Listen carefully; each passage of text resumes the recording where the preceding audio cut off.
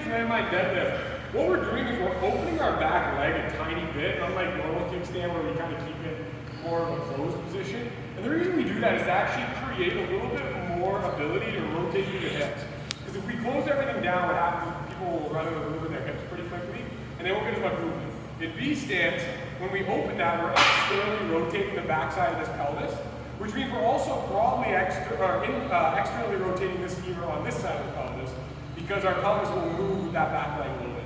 So then what happens is you're kind of controlling this femur now in space where it can not only rotate externally, but it can also rotate internally because it has room due to where the pelvis is aligned.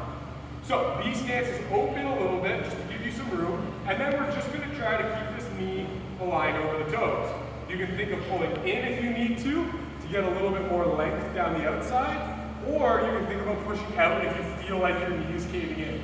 It's all dependent on what you're seeing out of your leg. If you see a lot of external rotation like this, well, you probably have to pull yourself in to the bar a bit more. If your knee's caving, drive it out, okay? So now out of this position, all we're gonna do is hinge through the hip.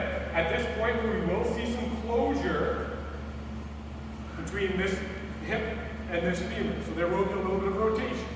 So a little bit of rotation as we come down, and then we're gonna drive ourselves out of that. Rotate in, drive ourselves out. Rotate in, drive ourselves out. All right, so that's gonna add a little bit of transverse motion to an old school typical sagittal plane motion.